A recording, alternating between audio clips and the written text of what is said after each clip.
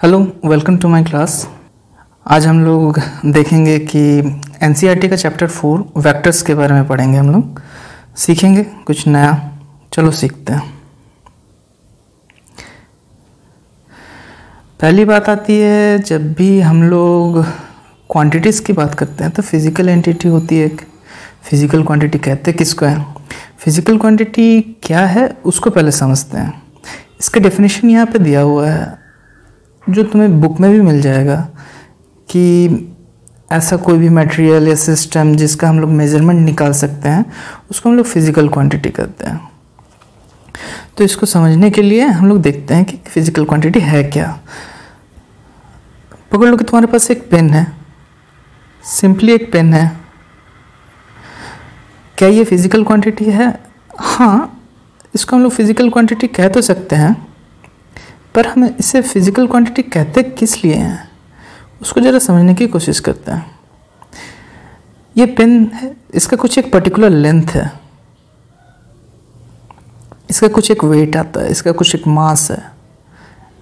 ये जो लेंथ, मास, इसको हम लोग एट्रीब्यूट्स के नाम से जानते हैं, या कह सकते हैं ये इनकी प्रॉपर्टी है।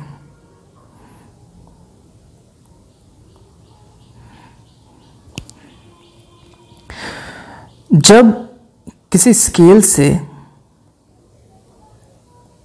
मेजरिंग स्केल से यूज़ करके हम लोग इसके एट्रीब्यूट्स या प्रॉपर्टीज़ को मेजर करते हैं या इसके कैरेक्टरिस्टिक्स को मेजर कर सकते हैं, तो उस ऑब्जेक्ट या सिस्टम ऑफ ऑब्जेक्ट को हम लोग फिज़िकल क्वांटिटी कह सकते हैं।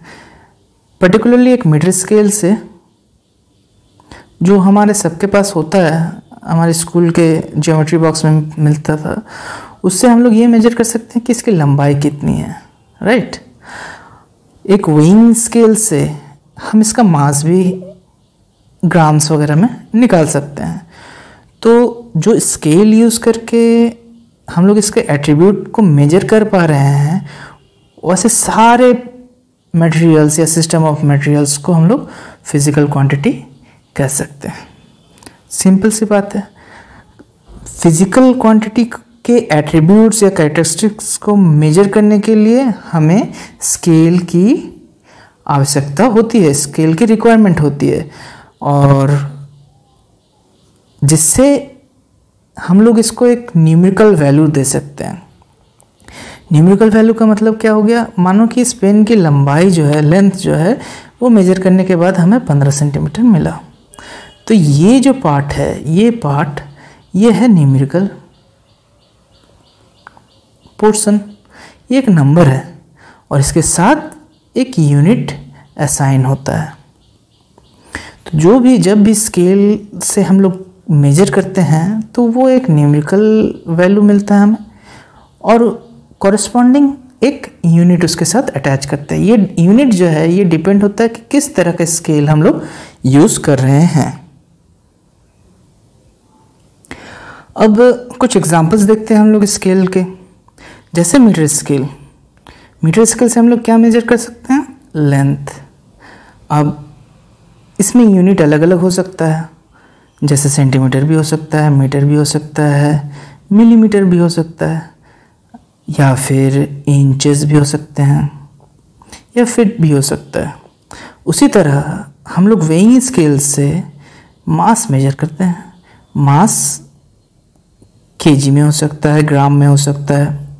अलग अलग यूनिट्स के हिसाब से हम लोग अलग अलग स्केल यूज़ कर सकते हैं। स्केल का कैलिब्रेशन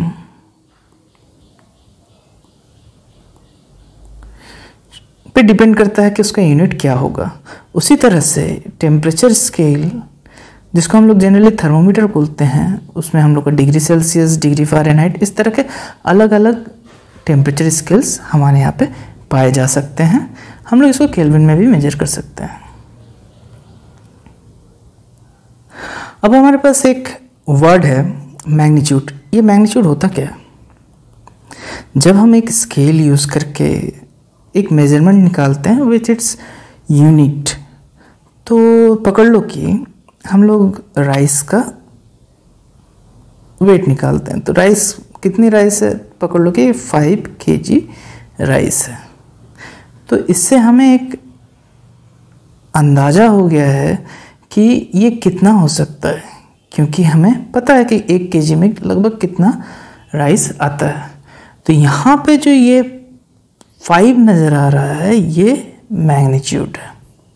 उसी तरह से अगर किसी का लेंथ निकाला जाए, जैसे हमने पेन का लेंथ मेजर किया था, तो वो हमें अगर 15 सेंटीमीटर का एक पेन आया था तो उसमें ये 15 जो है वो मैग्नीट्यूड होगा और ये इसका यूनिट है, सेंटीमीटर इसका यूनिट है।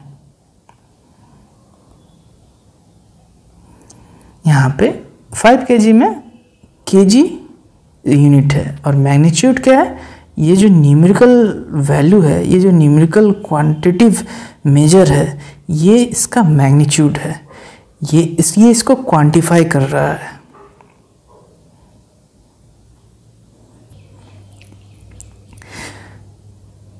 अब जब हमको मैग्नीट्यूड के बारे में पता चल गया है कि मैग्नीट्यूड होती क्या चीज़ है, तो फिर अब हम लोग देखेंगे कि स्केलर किसे कहते हैं।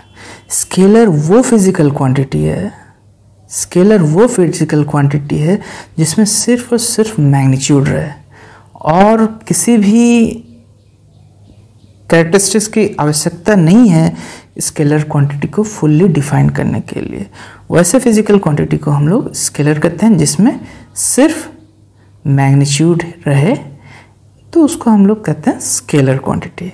स्केलर क्वांटिटी के कुछ एग्जांपल्स हैं, जैसे लेंथ, मास, टेम्परेचर, डेंसिटी और भी बहुत सारे हमारे पास स्केलर क्वांटिटीज़ के एग्जाम्पल्स हो सकते हैं। वेक्टर क्वांटिटीज़ वो फिजिकल क्वांटिटीज़ हैं जिसमें मैग्नीट्यूड और डायरेक्शन बोथ प्रेजेंट होते हैं। वेक्टर को फुल्ली एक्सप्लेन करने के लिए हमें मैग्नीट्यूड की आवश्यकता तो होती ही है और साथ साथ हमें डायरेक्शन की भी ज़रूरत पड़ती है। तो वेक्टर्स के कुछ एग्जांपल देख लेते हैं। एग्जांपल्स में हो गए हैं फोर्स, डिस्प्लेसमेंट, वेलोसिटी, एक्सेलरेशन और टॉर्क। इनको छोड़ के भी और कई ढेर सारे वेक्टर क्वांटिटीज़ के एग्जांपल मिल जाएंगे। तो जो भी फिजिकल क्वांटिटीज़ है उनमें से कुछ स्केलर्स होते हैं और कुछ वेक्टर्स होते हैं। स्केलर्स क्या है, जिसमें सिर्फ मैग्नीट्यूड हो, और वेक्टर्स क्या है जिसमें मैग्नीट्यूड के साथ साथ हमारा डायरेक्शन भी हो।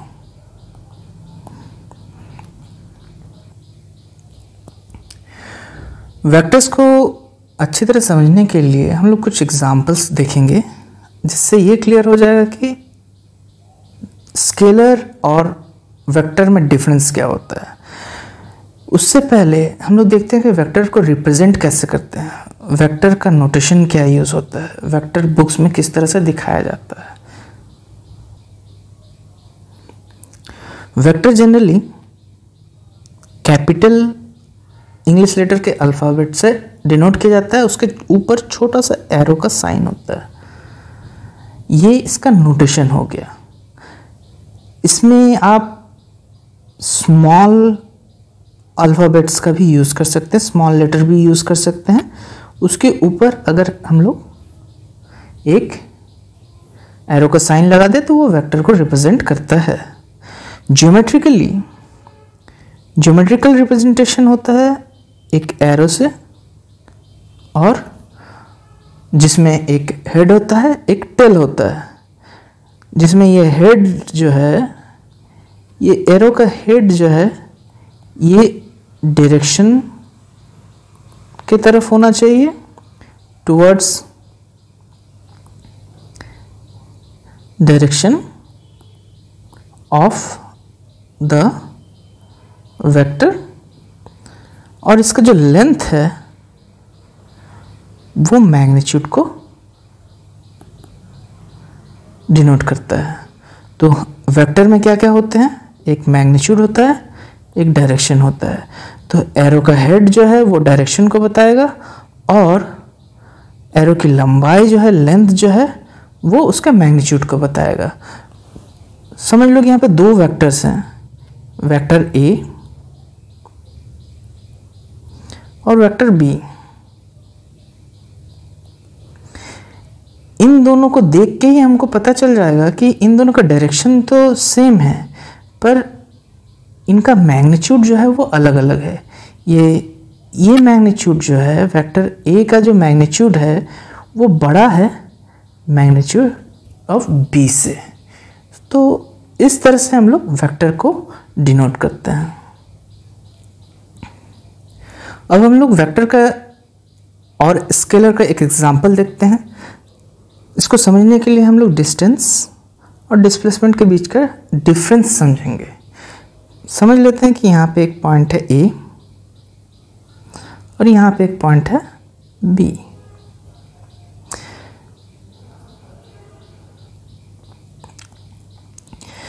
कोई अगर पॉइंट ए से अपनी जर्नी स्टार्ट करता है और एक पाथ फॉलो करते हुए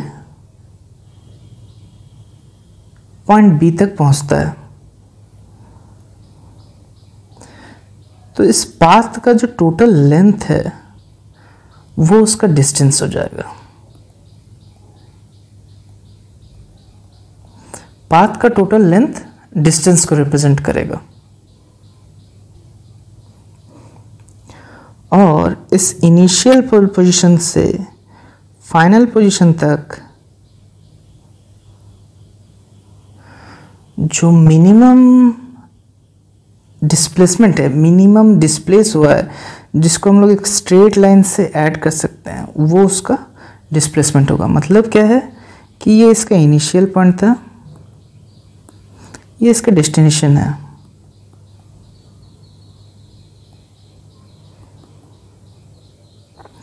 तो from A to B displacement is represented by this particular vector,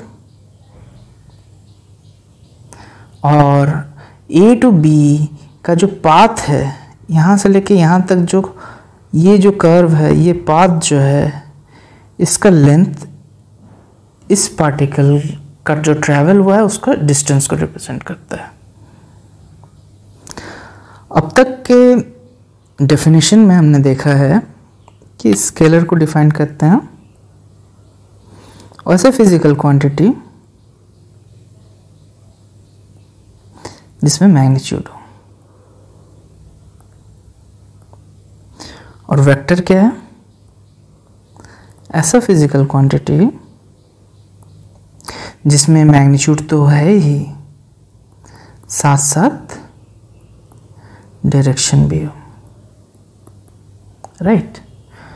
अब एक और रूल आ गया है, जब भी हम लोग वेक्टर रिलेटेड फिजिकल क्वांटिटी का कैलकुलेशन करते हैं, वो स्केलर क्वांटिटी के कैलकुलेशन से थोड़ा अलग होता है। स्केलर क्वांटिटी में सिंपल अलजेब्रा, जो जनरल अलजेब्रा, यूक्लिडियन अलजेब्रा है, वो यूज़ होता है। मतलब क्या? जोड़, घटाव, एडिशन, सब्सट्रैक्शन या मल्टीप्लिकेशन या डिवीज़न जो भी है, सब अलजेब्रा के रूल्स को फॉलो करते हैं। लेकिन वेक्टर सिंपल अलजेब्रा के रूल्स को फॉलो नहीं करता है। ये फॉलो करता है क्या? अलग से एक मैथमेटिकल अलजेब्रा है जिसको कहते हैं वेक्टर अलजेब्रास के रूल को फॉलो करता है। वेक्टर अलजेब्रा में भी हम लोग देखेंगे क्या क्या, एडिशन कैसे करना है। अगर हम लोग समझ गए कि एडिशन कैसे करना है तो साथ में उसका कॉम्प्लीमेंट सब्ट्रैक्शन भी सीख सकते हैं। उसी तरह से वेक्टर मल्टीप्लिकेशन कैसे होता है वो भी हम लोग देखेंगे, और साथ में इस अलजेब्रा को समझने की कोशिश करेंगे। ये हम लोग नेक्स्ट वीडियो में करते हैं।